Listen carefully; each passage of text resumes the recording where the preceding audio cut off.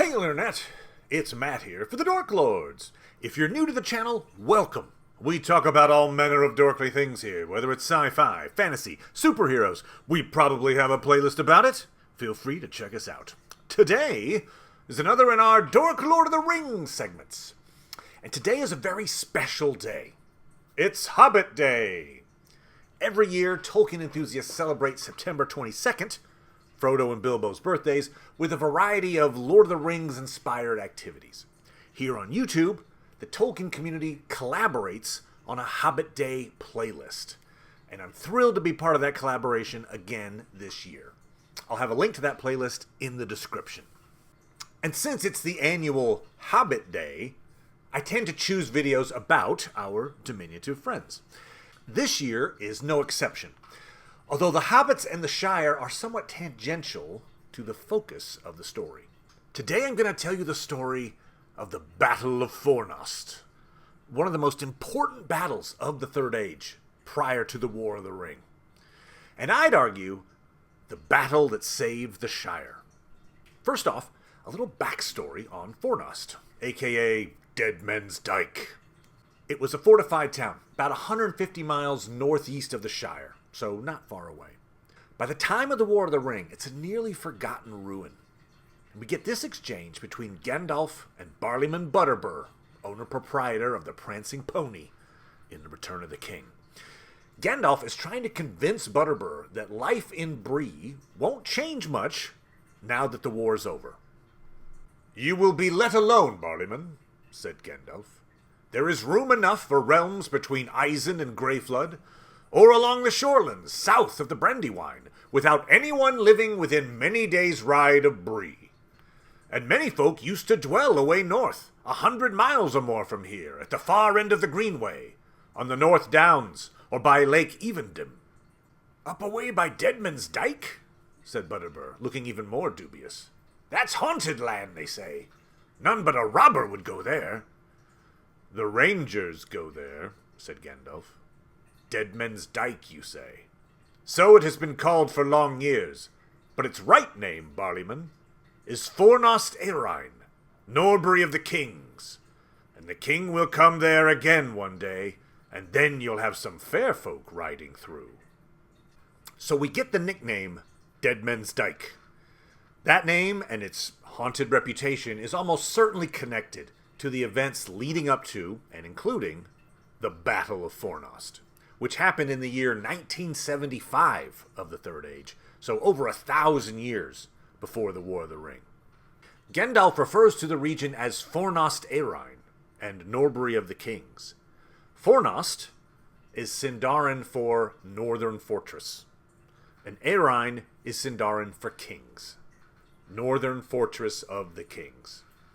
Norbury is actually Old English for a northern burg, or fortress. So Fornost Eärine and Norbury of the Kings mean the same thing. Our first reference to Fornost comes just after the drowning of Númenor in the Second Age. Due to the flood, Elendil's ship ends up in the northern region of Middle-earth, and we get this quote from the Silmarillion. "Elendil was cast up by the waves in the land of Lindon, and he was befriended by Gil-galad. Thence he passed up the river Lune, and beyond Ered Luin he established his realm, and his people dwelt in many places in Eriador about the courses of the Lune and the Baranduin. But his chief city was at Annúminas, beside the water of Lake Nenuial. At Fornost, upon the North Downs, also the Númenóreans dwelt, and in Cardolan, and in the hills of Ruthaur. And towers they raised upon Emin Bereid and upon Amansul. And there remain many barrows and ruined works in those places." So originally, when the realm of Arnor was established, Elendil's capital was the city of Annúminas, and Fornost was simply one of the other major cities in the region. But all that changes after the War of the Last Alliance. In the Fellowship of the Ring at the Council of Elrond, Elrond tells us about Fornost's rise to prominence. "In the north, after the war and the slaughter of the Gladden fields, the men of Westerness were diminished, and their city of Annúminas beside Lake Evendim fell into ruin. And the heirs of Valandil removed and dwelt at Fornost on the high North Downs, and now that too is desolate. Men call it Dead Men's Dyke, and they fear to tread there. So, early in the Third Age, seemingly due to the drop in population after the War of the Last Alliance, Annúminas is abandoned, and the kings of Arnor make Fornost their new capital. All goes reasonably well for Arnor and Fornost until 861 of the Third Age. King Eyarendur dies, and his three sons each claim a piece of Arnor, breaking it into three realms: Cardolan, Ruthaur, and Arthedain. If you're interested, I've done a video on Arnor's breakup. But all that is to say that Fornost is now the capital of Arthedain, as opposed to being a capital of a unified Arnor. Now, as it happens, the geography of Arthedain means that it houses two of the Palantiri, the Seeing Stones. One in the now abandoned city of Annúminas, and one in the Tower of Amansul, Weathertop, where Frodo is eventually stabbed by the Witch King. As it happens, when he stabbed Frodo, the Witch King was very familiar with Weathertop, because in 1409 of the Third Age, his forces attacked the region. A great host came out of Angmar in 1409, and crossing the river entered Cardolan and surrounded Weathertop. The Dunedain were defeated, and Arvelig was slain. The Tower of Amansul was burned and razed, but the Palantir was saved and carried back in retreat to Fornost. Ruthaur was occupied by evil men subject to Angmar, and the Dunedain that remained there were slain or fled west. Cardolan was ravaged. Arafor, son of Arvelig, was not yet full grown, but he was valiant, and with aid from Círdan, he repelled the enemy from Fornost and the North Downs. A remnant of the faithful among the Dunedain of Cardolan also held out in Tirn Gorthad, the Barrow Downs, or took refuge in the forest behind. So Arafor, the king of Arthedain, holds off the Witch King, but not before Amansul is burned. And now, both of the Arthedain Palantiri, the ones formerly at Amansul and Annúminas, are being housed in the capital, Fornost. And these are not just hallowed relics. These stones allow for communication with Gondor in the south. Fornost already had a target on its back, but with these stones, that target is huge. In 1601 of the Third Age, the king of Arthedain, in Fornost, grants the Shire to the Hobbits. This is from the Lord of the Rings prologue. About this time, legend among the Hobbits first becomes history with a reckoning of years. For it was in the 1601st year of the Third Age that the Fallowhide brothers, Marco and Blanco, set out from Bree. And having obtained permission from the High King at Fornost, that would be Argelib II, they crossed the Brown River Berenduin with a great following of hobbits. They passed over the Bridge of Stonebows, a.k.a. the Brandywine Bridge, that had been built in the days of the power of the North Kingdom, and they took all the land beyond to dwell in, between the river and the far downs. All that was demanded of them was that they should keep the great bridge in repair, and all other bridges and roads, speed the king's messengers, and acknowledge his lordship. Thus began the Shire reckoning. For the year of the crossing of the Brandywine, as the hobbits turned the name, became year 1 of the Shire, and all later dates were reckoned from it. The Shire is now established on the map, and it has allegiance to the King of Arthedain in Fornost. Now, we leap forward to the year 1945 of the Third Age. Down in Gondor, Eärnil II becomes king, and he reaches out to Arthedain. We get this quote, and most of the rest of the story, from the appendices. Eärnil was a wise man, and not arrogant, even if, as to most men in Gondor, the realm in Arthedain seemed a small thing for all the lineage of its lords. He sent messages to Arvedui, announcing that he received the crown of Gondor according to the laws and the needs of the South Kingdom. But I do not forget the royalty of Arnor, nor deny our kinship, nor wish that the realms of Elendil should be estranged. I will send to your aid when you have need, so far as I am able. It was, however, long before Eärnil felt himself sufficiently secure to do as he promised. King Arifant continued with dwindling strength to hold off the assaults of Angmar, and Arvedawi, when he succeeded, did likewise. But at last, in the autumn of 1973, messages came to Gondor that Arthedain was in great straits, and that the Witch King was preparing a last stroke against it. Then Eärnil sent his son, Eärnur, north, with a fleet as swiftly as he could, and with as great strength as he could spare. Too late. Before Eärnur reached the havens of Lindon, the Witch King had conquered Arthedain, and Arvedawi had perished. Interesting that the quote mentions messages being sent between Gondor and Arthedain. There's no reference to the Palantiri, but surely the kings used the stones in their possession to communicate. This time period is essentially the last occasion that the Seeing Stones could be effectively used prior to the end of the War of the Ring. Now, the quote told us that in 1973, Arthedain calls for aid, and Gondor shall answer.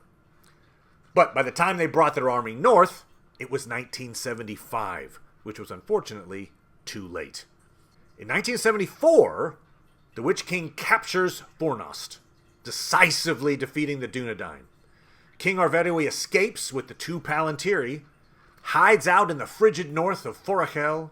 That's another fascinating story. I've done a video on that if you're interested. But the tragic result is that Arvedawi and the two Palantiri drown when his ship sinks in the ice bay of Forachel. And we get this quote, which is very interesting from a Shire perspective. So perished Arvedawi, last king, and with him the Palantiri were buried in the sea. The Shire folk survived, though war swept over them, and most of them fled into hiding. To the help of the king they sent some archers, who never returned. And others went also to the battle in which Angmar was overthrown. So we get confirmation that the war hit the Shire in 1974, and they sent troops to help defend Arvedawi at Fornost. All of those troops were either killed or taken prisoner. But then the quote mentions the Shire sent additional troops to the next battle once Gondor arrived in 1975. And we finally arrived at the Battle of Fornost. My apologies for the long intro, but that's on brand for me to overanalyze the preludes to Middle-earth's most historic events. Okay, it's 1975. King Eärnil II has sent his son, Eärnur. Better late than never. And Eärnur and his army sail up the west coast of Middle-earth to the Grey Havens. But when Eärnur came to the Grey Havens, there was joy and great wonder among both elves and men. So great in draught, and so many were his ships, that they could scarcely find harborage. And from them descended an army of power, with munition and provision for a war of great kings. Or so it seemed to the people of the north, though this was but a small sending force of the whole might of Gondor. Most of all, the horses were praised, for many of them came from the vales of Anduin, and with them were riders tall and fair, proud princes of Rovanion. Then Círdan summoned all who would come to him from Lindon or Arnor, and when all was ready, the host crossed the Lune and marched north to challenge the Witch King of Angmar. He was now dwelling, it is said, in Fornost, which he had filled with evil folk, usurping the house and rule of the kings. In his pride, he did not await the onset of his enemies in his stronghold, but went out to meet them, thinking to sweep them, as others before, into the Lune. We see there a difference in the military might between Gondor and the remnants of Arnor, and Gondor has brought an impressive cavalry.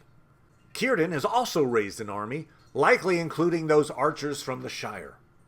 They march on Fornost, But before they can get there, they are met on the field of battle by the Witch King, who, in his arrogance, has left the protection of his fortress, thinking he has a superior force. But the host of the West came down on him out of the hills of Evendim, and there was a great battle on the plain between Nuial and the North Downs. The forces of Angmar were already giving way and retreating towards Fornost, when the main body of the horsemen that had passed round the hills came down from the north and scattered them in a great rout. Then the Witch King, with all that he could gather from the wreck, fled northwards, seeking his own land of Angmar. Before he could gain the shelter of Carndum, the cavalry of Gondor overtook him, with Eärnur riding at their head.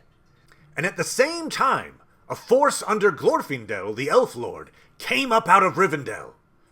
Then so utterly was Angmar defeated that not a man nor an orc of that realm remained west of the mountains.